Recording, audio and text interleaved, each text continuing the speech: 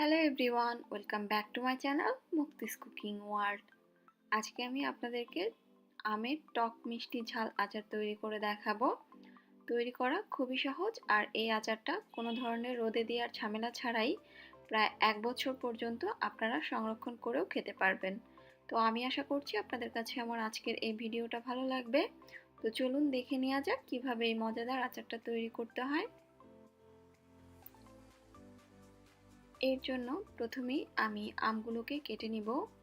আমি এখানে 1 কেজি কাঁচা আমের আচার তৈরি করব। তো প্রথমেই আমের মুখের দিকটা একটু কেটে তারপরে আটি সহ এই আমগুলোকে টুকরো করে কেটে নিচ্ছি, আর ভিতরের যে বীজটা সেটা আমি ফেলে দিচ্ছি।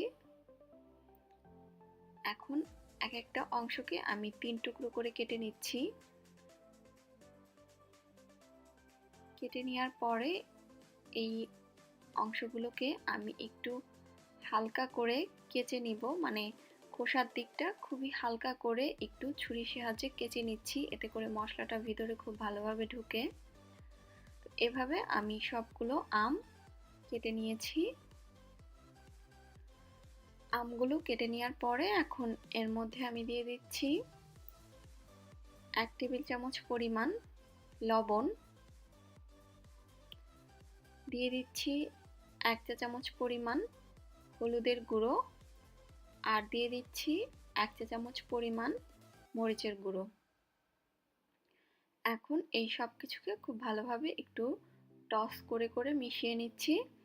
আপনারা চাইলে এখানে একটা চামচের সাহায্যে অথবা হাতের সাহায্যেও মিশিয়ে নিতে পারেন। সব কিছু ভালোভাবে মিশিয়ে নেওয়ার পরে একটা ছড়ানো প্লেটে আমি এই মশলা মাখানো আমগুলো ঢেলে নিচ্ছি।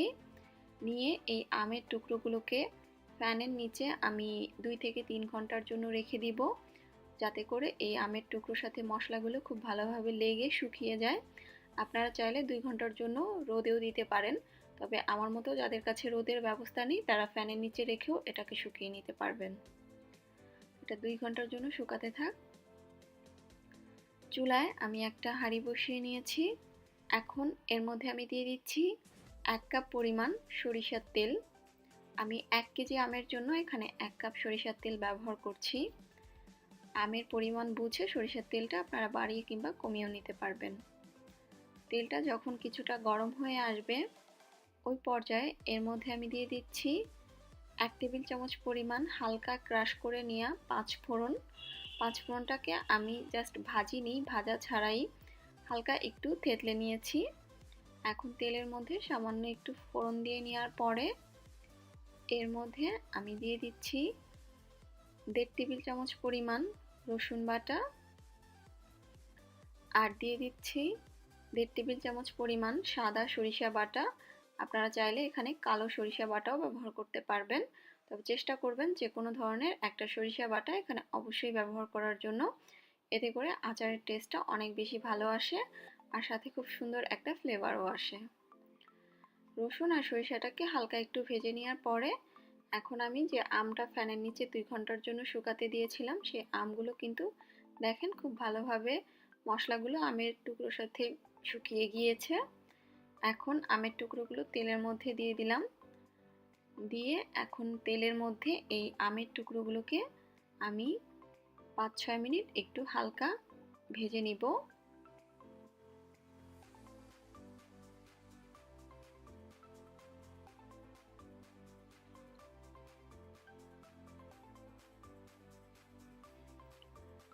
মশলা আর তেলের মধ্যে আমের টুকরোগুলোকে আমি 5-6 মিনিটের মতো এভাবে ভেজে নিয়েছি। এখন এর মধ্যে আমি দিয়ে দিচ্ছি 1 কাপ পরিমাণ চিনি। তবে আচারটা যদি একটু বেশি টক খেতে চান সেক্ষেত্রে চিনির পরিমাণটা কমিয়েও দিতে পারবেন। চিনিটা আমের টুকরোর সাথে মিশিয়ে নেওয়ার পরে দেখবেন আমের টুকরো থেকেও পানি ছাড়বে এবং চিনিটা গলেও বেশ কিছুটা পানি ছেড়ে দিবে। তবে এটাকে ঢাকনা দিয়ে ঢেকে রান্না করা যাবে না। ঢাকনা দিলে অনেক সময় দেখা যায় ঢাকনাটা ঘেমে তার থেকে পানি ঝরে এই আচারের মধ্যে পড়তে পারে, আর পানি লাগলেই কিন্তু আচারটা নষ্ট হওয়ার সম্ভাবনা অনেক বেশি থাকবে। এখন এর মধ্যে আমি দিয়ে দিলাম 1/4 কাপ পরিমাণ হোয়াইট ভিনেগার। এই ভিনেগারের কারণে আচারটা বেশ অনেক দিন পর্যন্ত সংরক্ষণ করা যাবে। আর দিয়ে দিলাম 1 টেবিল চামচ পরিমাণ চিলি ফ্লেক্স। শুকনো মরিচ হালকা শুকনো খোলায় তেলে তারপর হাত দিয়ে গুঁড়ো করে নিলেই এটা হয়ে যাবে। এখন সবকিছু খুব ভালোভাবে মিশিয়ে নিয়ে কিছুক্ষণ পর পর নেড়েচেড়ে দিতে হবে এবং জাল করতে হবে। আর এভাবে কিছুক্ষণ পর পর নেড়েচেড়ে দিয়ে জাল করতে করতে একটা সময় দেখবেন আচারটা হয়ে এসেছে, আমের টুকরোগুলোও সিদ্ধ হয়ে যাবে আর মশলাগুলো থেকে খুব সুন্দর একটা ফ্লেভারও বের হবে। তো আমার আচারটা এরই মাঝে হয়ে গিয়েছে। দেখেন আমের টুকরোগুলো কি সুন্দর সিদ্ধ হয়ে গিয়েছে।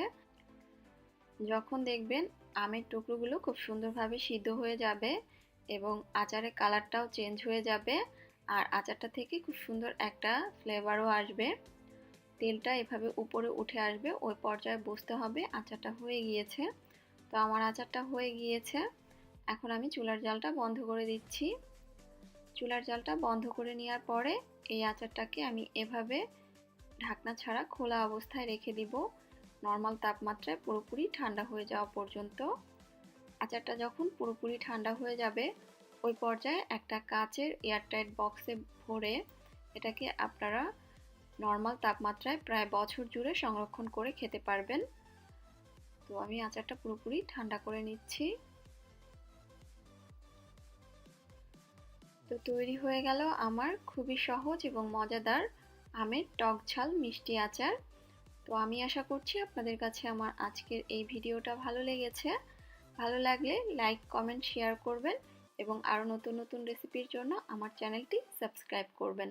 তাহলে আজকের মতো আমি এখানেই বিদায় নিচ্ছি। সবাই খুব বেশি ভালো থাকবেন। আল্লাহ হাফেজ।